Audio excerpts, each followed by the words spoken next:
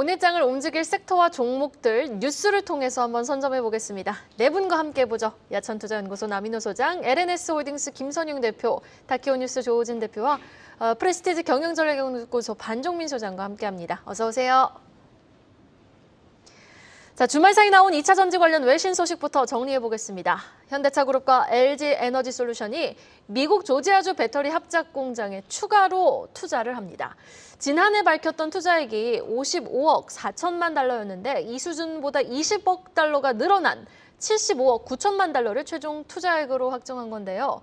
아무래도 물가가 가파르게 오르다 보니 공장을 짓는데도 예상보다 더 많은 돈이 들어가고 있다고 합니다. 여기다 또 중국에서 보름 만에 가격 인하를 다시 한번 단행한 테슬라 소식까지 좀 종합해서 전해주시죠. 네, 배터리와 전기차 이슈 세 가지 한꺼번에 다뤄볼 수 있도록 하겠습니다. 일단은 우선 조지아주가 현대차와 LG 에너지솔루션이 합작 공장 20억 달러를 추가로 투자하겠다는 그런 내용이 나왔는데요. 이와 함께 테슬라가 중국 내 치킨 게임 계속 진행되고 있죠. 그리고 세 번째로는 테슬라가 슈퍼차저 특히 보조금에 대해서 싹쓸이하고 있다는 소식까지 세 가지 한꺼번에 가보도록 하겠습니다. 일단 조지아 정부는 브라이언 카운티 소재의 메타 플랜트에 지은 배터리 셀 제조 합작회사가 있습니다. 거기에 투자해서 한 20억 달러 정도, 우리나라 돈으로 대략적으로 2조 6,500억 정도를 추가로 투자하겠다라는 그런 내용을 발표를 했습니다.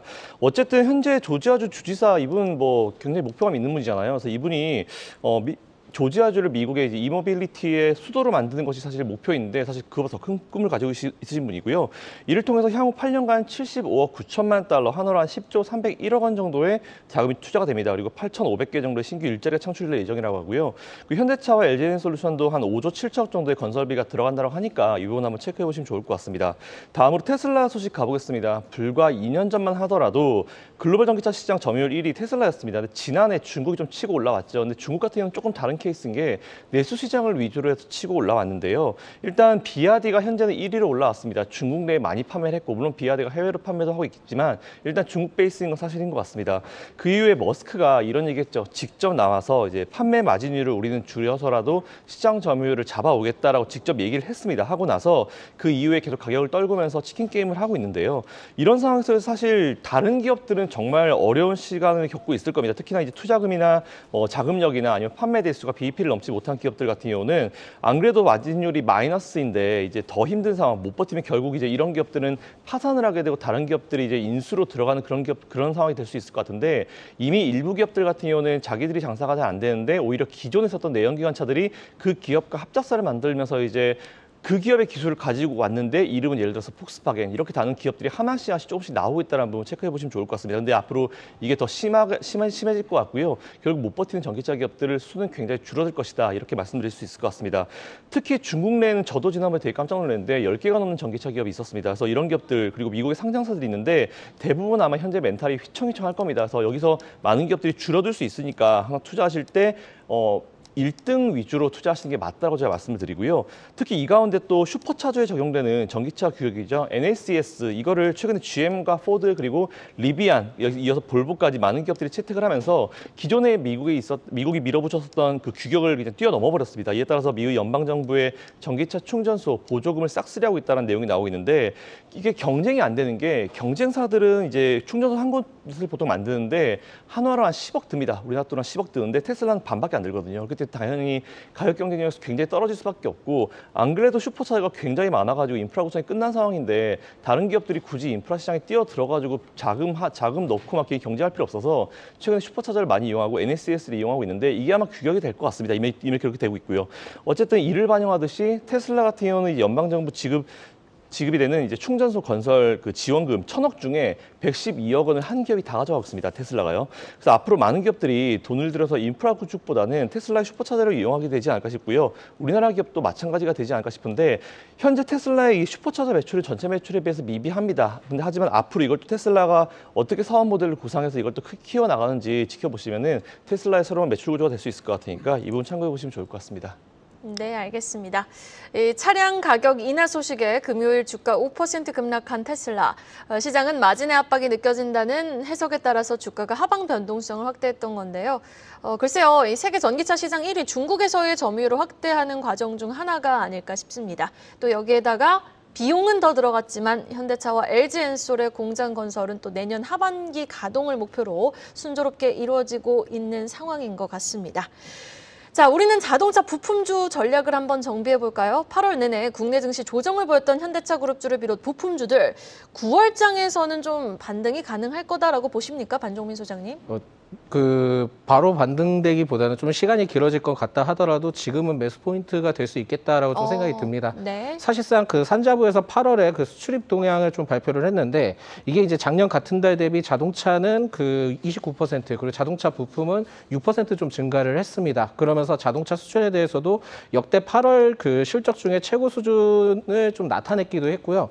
이 부분들을 통해서도 그 14개월 연속 수출 증가를 좀 기록을 했기 때문에 뭐 일단 수치는 괜찮은 것으로 좀 판단이 되고 있고, 다만 이제 자동차와 그 자동차 부품 관련된 기업들이 그 8월에 좀 조정이 좀 나와줬기 때문에 이러한 영향이 좀 일시적으로 더 오래 갈 가능성은 있을 것 같습니다만 지금은 이러한 그 자동차 부품과 자동차 관련된 종목들은 좀 길게 가져가 보시는 것도 괜찮을 것 같다라는 말씀을 드리겠습니다. 그래서 저는 이제 현대공업을 좀 가져왔는데 이 현대공업이 그 자동차 내장재 전문 생산 업체입니다. 그리고 주요 그 협력 업체로서 현대와 기아차가 있고요. 2분기 연결 기준 그 실적으로 좀 확인을 했을 때 영업이익이 한 43억 원, 그러니까 전년 대비 8% 증가를 했는데 순이익이 138% 기록을 하면서 전체적으로 좀 좋았습니다. 그렇지만은 지금 이 현대공업에 대해서 모멘텀을 앞으로 좀 지켜봐야 될 게 실리콘 응급제에 대해서도 이 동사가 기존에 좀 어느 정도 그 이슈가 좀 있었거든요. 이 실리콘 응급제가 이제 앞으로 좀 부각될 가능성이 높은데 동사가 2021년 2차 전지 실리콘 응급제 개발사인 엠프리우스와 140만 달러 규모의 지분 투자를 한 이력이 있습니다. 그렇다 보니까 실리콘 응급제에 대한 이슈가 부각될 때마다 이 현대공업이 계속 좀 어느 정도 주목을 받을 가능성이 높지 않을까라고 판단을 하고 있고요. 최근에는 미국의 그 루시드 모터스와 1,600억 원 규모의 전기차용 시트 부품 공급 계약을 체결을 하면서 미국 시장에 이제 본격적으로 좀 진출을 했다라고 보시면 될 것 같고, 최근에는 또 현대차의 신형 산타페에 대해서도 1,400억 규모의 그 내장재를 공급을 하는데 6년간 공급을 하면서 양산은 지난달에 시작이 됐다라고 좀 밝혀졌습니다. 그렇다 보니까 모멘텀이 굉장히 많지만 가장 중요한 포인트는 내년에 그 상반기에 그 조지아 신규 공장이 좀 완료될 예정인데 이렇게 되면은 본격적으로 양산이 시작된다 하면은 2025년 때 약 한 300억 원 그 정도의 신규 매출에 대한 기대감이 좀 생길 수 있기 때문에 현대공업의 경우에는 좀 길게 가져가 볼 필요가 있지 않을까라고 판단이 되고 있고요. 특히 이제 PBR도 0.88 그리고 업종 대비 퍼에 대해서도 그 동사가 그 퍼가 낮은 편에 속하고 있기 때문에 중장기적 관점으로 보셔도 될 것 같다. 그렇기 때문에 조금씩 모아가는 전략도 유효하다라는 말씀 드리겠습니다. 네, 알겠습니다. 자동차 업종 전반적으로 조정 시 매수 관점, 모아가는 관점 유효하다라고 긍정적인 의견을 제시해 주신 가운데 현대공업의 주가 추이도 한번 긍정적으로 지켜보도록 하겠습니다. 계속해서 현대차 관련 기사 내용 하나 더 확인해 보겠습니다. 현대차 그룹 현재 인도 시장에서 점유율 2위를 유지하고 있거든요. 그런데 GM 인도 공장을 인수하는 등 현지 투자에도 공격적으로 나서고 있는 게 사실입니다. 업계에서는 현대차가 인도 시장 1위 도약까지 가능하다고 본다고요? 네, 그렇게 돼야 되겠죠. 자, 여러분 세계 자동차 시장 한번 점검해 볼까요? 1위가 미국이겠죠. 그 다음에 2위가 중국입니다. 다음에 3위가 지금 소개해드릴 인도 시장이 되겠습니다. 지금 여러분께는 인도 동부에 있는 챈나이라는 도시를 소개해드릴 건데요. 이 챈나이, 만일에 인도 대륙이 우리의 한반도하고 똑같은 그 상황이라면은 우리나라로 말하면 울산 정도 있습니다. 동쪽에 남쪽에 있습니다. 요 챈나이에서는요, 자동차의 4대 중에 한 대가 현대차 혹은 기아차랍니다. 자, 보십시오. 지금 현대는 세계 3위의 자동차 회사입니다. 근데 목표가 뭐죠? 1위로 향해 달려가고 있습니다. 현대차가 3위에서 1위가 되기 위해서 반드시 이겨야 될 곳이 있습니다. 바로 인도 시장입니다. 이미 중국 시장이라든가 유럽 시장이라든가 미국 시장에서는 지금 현대차가 거의 2위나 3위에 있지 않습니까? 그런데 바로 1등으로 올라가기가 매우 힘듭니다. 왜? 기존의 경쟁자가 있기 때문에. 그러나 인도 시장에서는 지금 넘버 2거든요. 그래서 현대차가 만일에 인도 시장에서 1위가 된다면 저는 머지않은 미래에 현대차가 전 세계에서 1위가 판매 수로요. 1위가 될 수도 있다. 그 말씀을 드리겠습니다. 자, 이제 가장 중요한 말씀 드릴게요. 인도라는 국가는 과거의 30년이 중국이 이끌어온 세계 경제의 성장 동력이었다면 앞으로 30년은 인도에서 누가 이기느냐, 인도에서 승자가 전 세계에서 승자가 된다고 해도 과언이 아닙니다. 14억이 넘는 세계 인구 1위입니다. 여기서 현대 기아차가 정말 1위가 되기를 간절히 바라겠습니다. 네, 알겠습니다. 다음 소식 만나보도록 하겠습니다. 우리나라 기업인들이 이달 중순 우크라이나를 대거 방문합니다. 지난해 우크라이나와 러시아 전쟁 발발 이후 미국이라든지 유럽 각국이 우크라이나 재건에 참여하고는 있지만 이렇게 기업들이 대거 우크라이나를 함께 방문하는 것은 이번 한국이 처음이라고요. 네, 맞습니다. 우리나라 기업인들이 이달 중순에 우크라이나를 대거 방문한다는 소식이 나왔습니다. 일단 앵커님 말씀하신 대로 많은 기업이 현재 우크라이나 재건에 참여하고 있습니다. 근데 이렇게 많은 인원들이 이제 가는 것은 우리나라가 처음인 것으로 이제 확인이 되는데요. 우크라이나 재건 프로그램은 이제 1단계가 2023년부터 2025년까지고요. 그 2단계가 26년부터 32년까지 총 소요 예산이 7,500억 달러 이상이고 안에 들어가 있는 프로젝트는 850개 이상입니다. 정말 많은 프로젝트와 정말 많은 자금들이 들어있는 만큼 일단 우리나라 기업들이 먼저 관심을 가지고 방문을 해서 현지 좀 상황을 좀 지켜볼 것 같은데요. 재건 협력단이 많습니다. 삼성전자, 현대건설 당연히 들어갈 것 같고요. 그밖에 네이버나 CJ 등 HD, 현대건설기계 등 많은 기업들이 들어가니까 혹시 이 라인업들 한번 살펴보시고 투자 이어가 보시면 좋을 것 같습니다. 시간의 거래에서 일제히 강세를 보였던 우크라이나 재건 관련주들, 지금 9월 시장도 보수적으로 접근해보자라는 목소리가 높아지고 있는 상황에서 우크라이나 재건, 네옴시티 같은 해외 수주 모멘텀이 유효한 종목들 안에서 현 시점 좀 트레이딩으로 접근해볼 만한 종목이 있다면 어떤 종목이 있을까요? 사실 이 단기적인 트레이딩 관점으로 봤을 때는 그 시간에 상승했던 종목들 중에서도 SY, 삼부토건, 그리고 유신 등은 좀 계속 좀 단기적인 접근으로도 가능하지 않을까라고 판단이 되고 있고요. 사실상 여기서 제일 중요한 포인트가 올해 우크라이나 재건 이슈가 계속해서 부각될 가능성이 높은데 다만 이제 러시아 그 우크라이나 전쟁 이슈가 마무리 국면 조짐이 보이지 않는 이상은 5월이나 7월처럼 그 상승 흐름을 보여주기에는 어렵지 않을까라고 좀 판단이 될 것 같고요. 그리고 일단 관심을 갖되 이 점을 좀 인지하면서 접근을 하실 필요가 있을 것 같다는 말씀드립니다. 그렇지만은 최근에 이제 우크라이나 재건과 관련된 이슈를 봤을 때 결국은 네옴시티와 관련된 연관된 기업들이 상당히 많기 때문에 오히려 지금은 네옴시티와 관련된 그 동시에 부각받을 수 있는 기업들 위주로도 접근이 필요한 시점이 아닌가라고 판단이 되고 있습니다. 특히 이제 금주 그 금융투자 업계나 이제 재계에 따르면은 사우디 그 국부펀드 총재가 7일에서 8일 정도에 방한할 예정이기 때문에 이렇게 된다 하면은 결국은 우크라이나 재건도 지금 모멘텀이 있기는 하지만 그 네옴시티와 관련된 이슈도 같이 좀 부각될 수 있을 것이다라고 좀 판단이 되고 있어서 이 동시에 부각되는 종목을 좀 살펴볼 필요가 있을 것 같고요. 특히 이제 유신의 경우에는 그 토목 전문 엔지니어링 전문 업체인데 사실상 지난 7월에 그 우크라이나 재건 폴란드 사절단에 선정 합류가 됐던 이력이 있었고 동사가 이제 그 네옴시티 터널 프로젝트에 참여하는 것으로 좀 알려졌기 때문에 주목을 해볼 필요가 있을 것입니다. 그리고 재건 협력 대표단에 이제 포함된 HD 현대건설기계의 경우에는 그 사우디아라비아 네옴시티 건설에 투입될 그 건설 장비 73대 계약을 좀 체결을 했다라는 이슈가 좀 부각이 되고 있고요. SY의 경우에는 지금 네옴시티 프로젝트의 그 업체 등록을 좀 완료한 것으로 알려져 있는데 사실상 우크라이나 재건 시 모듈러 주택에 대한 이슈가 같이 좀 부각이 됐기 때문에 같이 이러한 새 종목은 계속 좀 주목을 해볼 필요가 있지 않을까라고 생각이 되고 있고 네이버의 경우에도 역시나 이번에 협력단에 포함이 되면서 네옴시티와 같이 좀 부각되는 흐름들을 보여줄 수 있겠지만은 이 부분은 좀 더 기다려 보셔야 될 것 같고요.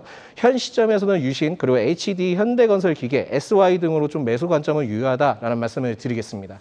빈살만 사우디 왕세자의 최측근이자 금고지기로 알려진 이 국부펀드 총재죠. 사우디 국부펀드 총재가 이번 주 또 방한을 하는 만큼 관련되어서 묶여서 움직일 수 있는 종목들 유신, HD 현대건설기계, SY 꼽아주셨으니까요. 한번 주가 추이 긍정적으로 지켜보도록 하겠습니다.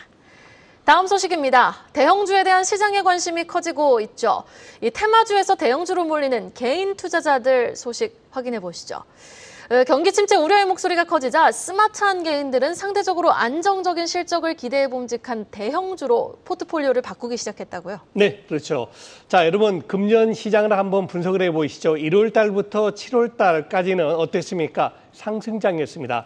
주가지수 2200포인트에서 2600포인트까지 근 400포인트 정도 상승하면서 방금 말씀해 주신 테마주가 상당히 좋은 모습 보였죠. 오히려 대형주는 돌아가면서 나왔는데 테마주 같은 경우는 거의 초전도투자, 맥신이다 등등 여러 가지 테마주가 많이 나오면서 주가 상승은 대형주를 이겼죠. 그런데 8월부터 시장 상황이 좀 달라졌죠. 8월 달 그리고 이번 9월 달은 상승장이라고 보기에는 조금 상승 탄력도가 떨어지고 있지 않습니까? 그렇기 때문에 이럴 때는 오히려 시장 여건이 이제 상승 국면에서 횡보 국면으로 바뀌었기 때문에 조금 더 리스크가 적은 대형 중심주, 즉 실적주라든가 안정 추구주로 전환이 되셔야 될 것 같습니다. 제가 늘 강조드립니다만 포트폴리오의 중요성은 그 어느 때보다도 이럴 때 더 중요한 것 같습니다. 여러분 계좌에서 20%는 꼭 현금으로 가지고 계시고요. 남은 20%는 반도체, 남은 20%는 2차 전지와 자동차주로 확보해 놓으십시오. 이렇게 60%만 구성을 해 놓으시고 테마주는 10% 이내에서만 매매하신다면 아무리 어려운 여건이 올지라도 여러분들의 계좌 수익률이 그렇게 저조하지 않을 것이다라고 정리를 하겠습니다. 네, 알겠습니다. 상반기에 부진했던 대형주들, 테마주 대비 밸류에이션 매력도가 높아진 가운데 연말 또 낸드와 디램 가격 반등 전망에 따라 반도체 업종을 주목해보자라는 목소리도 커지고 있습니다. 사실 9월 첫 거래일부터 삼성전자가 너무 기분 좋게 폭등하는 모습을 보여주기도 했잖아요. 7만 전자를 탈환한 가운데 반종민 소장님은 삼성전자의 하반기 주가 흐름 좀 긍정적으로 보고 계십니까? 일단 그 9월 1일 날 이슈가 굉장히 좀 컸기 때문에 8만 원까지는 일단 도달할 것 같습니다. 8만 전자까지는. 네, 흐름이 좀 굉장히 좀 좋은데요. 사실상 좀 몇 가지 포인트가 있기는 합니다. 그게 산자부에서 그 최근에 8월 수출 반도체에 대해서도 좀 어느 정도 이제 통계치가 발표가 됐는데 전월 대비 한 15% 증가한 86억 달러를 기록을 했습니다. 이게 지금 반도체가 사실상 1분기 월 평균 69억 달러에서 2분기 때는 75억 달러를 기록을 했는데 7, 8월 평균 한 80억 달러를 기록을 하는 상황들을 봤을 때는 업황 회복에 대한 개선 기대감이 지금 상당히 잘 진행이 되고 있는 것으로 판단이 되고 있고요.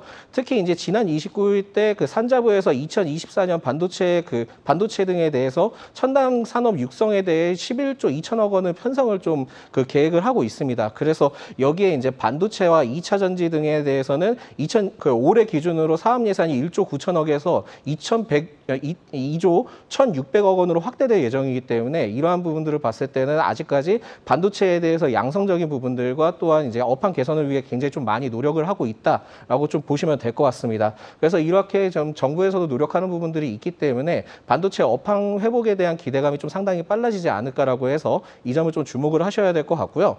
특히 이제 삼성전자의 경우에도 이제 뭐 빠르면 다음 달부터 엔비디아에 대해서 그 HBM3 공급을 하게 된다라고 좀 밝혀질 수 있습니다. 그러다 보니까 그렇게 되면은 이제 내년부터는 삼성전자가 HBM 점유율이 50% 이상 돌파를 할 전망을 보고 있기 때문에 굉장히 좀 삼성전자에 대한 그 기대감이 좀 상당하다라는 말씀 드리겠고요.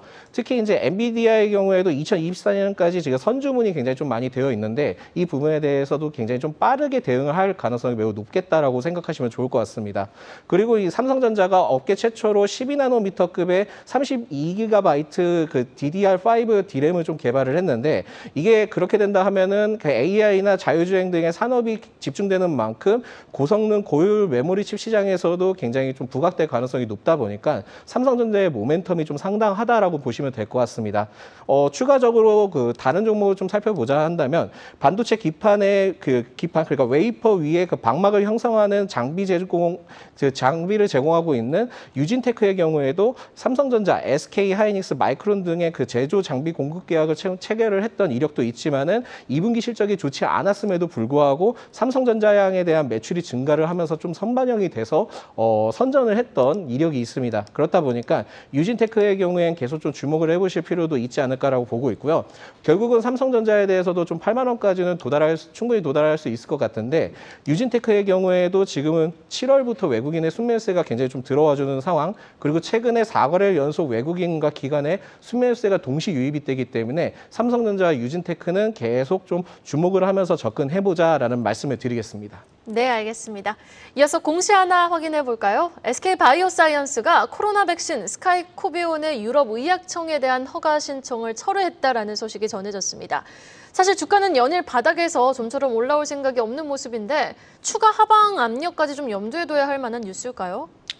예, 그래서 단기적으로는 이제 좀 그 악재라고 봐야 됩니다. 네. 그 SK바이오사이언스 우리나라에서 녹십자와 더불어서 백신에서 양강 구도를 이제 이루는 기업이고요. 실질적으로는 이제 녹십자가 원래 치고 나갔었는데 SK바이오사이언스가 이제 추가 투자를 많이 하면서 그 녹십자랑 양강 구도를 겨뤘습니다. 그런데 이제 코로나 시절에는 오히려 녹십자를 추월해서 그 코로나 백신을 갖다 녹십보다 빨리 이제 개발을 했습니다. 개발을 해서 작년에 이제 유럽 식약처 EMA에다가 스카이코비온을 갖다가 이제 그 임상을 갖다가 판매를 허가해달라고 했는데 1년 1개월 만에 이제 그 금요일 날 장 마감하고 마감하고서 이제 조건부 허가를 신청을 이제 철회했다 공시를 했습니다. 이유는 무엇이냐면 그 백신 자체가 문제가 있는 것이 아니고 WHO에서 그러니까 처음에 이제 뭐 우리가 다 기억하시겠지만은 코로나 백신의 이제 근원지는 중국 우한이었습니다. 그래서 우한 바이러스를 상대로 이제 백신을 개발했었는데 그 사이에 많은 변종이 생겼죠. 그래서 WHO에서 변종을 기준으로 이제 백신을 개발하면 좋겠다라고 이제 권고가 왔었습니다. 그래서 이거를 SK 바이오사이언스가 수용을 하면서 EMA에다가 신청했던 걸 철회하기로 공시를 했습니다. 이 점이 어쨌건 단기적으로 악재로 보이고요. SK 바이오사이언스는 아까 말씀드린 대로 어쨌건 녹십자랑 양강 구도를 이루고 있기 때문에 겨울이 돌아오면 언제나 이제 백신에 대한 수요가 생기고 이게 우리나라뿐만 아니라 이제 북반구도 마찬가지입니다. 그래서 이제 뭐 녹십자랑 SK 바이오사이언스가 다시 한번 주가가 올라가는 그런 그 계절적인 모멘텀을 보이긴 합니다. 여기서 우리가 주목할 점은 무엇이냐면 우리가 지금 화면에 나오지만 주로 이제 백신은 이제 주사기로 맞는데 SK 바이오사이언스와 녹십자가 이제 새로 이제 혁신으로서 패치용으로 이제 백신을 개발할 준비 중에 있습니다. 그래서 어느 회사가 먼저 나오느냐에 따라서 주가에 또 다른 모멘텀이 나올 것이다라고 여겨집니다. 패치라는 건 파스를 바른다 이렇게 이해하시면 되기 때문에 훨씬 이제 그 접근성도 용이하고 매출도 이제 발생하기 마련입니다. 그래서 누가 먼저 패치한 백신을 갖다가 개발하느냐를 중요하게 보시면 좋을 것 같습니다. 네, 알겠습니다. 이어서 일정 뉴스도 확인해 보겠습니다. 바로 주말 사이 독일에서 개최된 국제 가전 박람회 소식입니다. 지금 유럽 최대 가전 IT 전시회로 꼽히죠. 국제 가전 박람회 IFA가 독일 베를린에서 주말 사이 개막을 했습니다. 역대 최대 규모라고요? 네, 맞습니다. 항상 제가 말씀드리지만 대기업을 투자하시는 분들은 뭐 주변에서 뭐 경기 침체다 뭐다고 막 얘기할 때 기업들이 어디에 집중하고 어디에 투자를 하고 있는지 그것만 보시면 된다고 했습니다. 리스크 관리를 제일 잘하는 거는요. 개인이나 증권사가 아니고 대기업입니다. 이런 의미에서 유럽 최대 가전 전시회죠. 유럽 가전 박람회 IFA가 1일부터 독일의 베를린에서 이제 개막이 됐습니다. 이번 주제는 지속 가능성이라고 하는데요. 전시장 내에 지속 가능한 마을을 하나 만든다고 합니다. 이에 따라서 에너지 고효율 기술을 선보일 예정이라고 하는데 이와 함께 또 이번에 최근에 핫 이슈죠. 인공지능과 로봇 같은 경우도 화두에 올라 있고 이게 또 이번에 많이 나온다고 합니다. 그 얘기는 전 세계 많은 기업들의 어떤 이슈에 또 인공지능과 로봇이 있다라고 하는 거니까 그리고 특히나 뭐 삼성이나 LG 같은 경우도 여기 신경 많이 쓰지 않습니까? 이에 따라서 관련주들을 여러분들이 지금 당장 움직이지 않는다 하더라도 이거는 중장기적으로 봐야 될 테마다라고 넣고 중장기 테마로 이제 중장기 포트로 넣고 투자 이어가 보시면 좋을 것 같습니다. 네, 알겠습니다. 마지막으로 공시 하나 더 체크해 보죠. 한국어 컴퓨터 주요 주주들이 전환사채권을 매도했다라는 내용의 공시가 나왔는데요. 주목해야 할 포인트 전해주시죠. 제가 전환사채 관련해서 공시를 몇 번 말씀드렸는데요. 그 핵심은 뭐냐면은 전환사채라는 건 이자도 받고 그다음에 일정 이상 기간 지나면 보통적으로 전환할 수 있는데 이자가 이제 뭐 예를 들면 8% 나오는 경우도 있었습니다. 이런 거는 사실은 이자를 보고 이제 전환사채권을 인수했다고 볼 수 있지만은 사실은 전환사채권을 갖다가 그 이자율이 1.5% 심지어 만기 표면 이자율이 0%인 경우도 있었습니다. 이런 경우는 사실은 이자를 갖다가 상대로 기관들이 전환사채권을 인수했다고 볼 수가 없고 이자 이후에 이제 전환사채를 이후에 이제 보통적으로 전환하는 거 보고 이제 인수했다고 볼 수 있습니다. 그러면 사실은 1년 정도 뒤에 만약에 전환사채권을 통해서 보통적으로 전환할 수 있다면은 그걸 해당 기관들 입장에서는 1년 뒤에는 해당 주식이 50%인지 혹은 뭐 더블까지 2배까지 이제 바라볼 수 있기 때문에 전환사채권 인수했다고 봐야 됩니다. 근데 이번에 헤르메스 홀딩스라는 건 피터 TA라고 우리가 주자 많이 알고 있는 그 제로투원이라는 기업을 갖다 일군 회사인데 피터 TA의 헤르메스 홀딩스가 한국화 컴퓨터에 200억 정도의 전환사채권을 갖고 있다가 보통적으로 전환하자고 그냥 폐기를 해버렸습니다. 이 말은 뭐냐면은 실질적으로 한국화 컴퓨터의 주식 상승이 별로 마땅치 않다라고 봤다는 것입니다. 그럴 만도 한 이유가 뭐냐면 헤르메스 홀딩스 전환사채권의 그 전환 가격이 14,800원이고 그 일일날 종가격이 14,400원이기 때문에 400원 차이가 있긴 하지만 사실 크게 큰 수익이 나지 않을 거라고 봤기 때문이죠. 이런 그 전환사채권도 있다고 참고로 보시면 좋을 것 같습니다.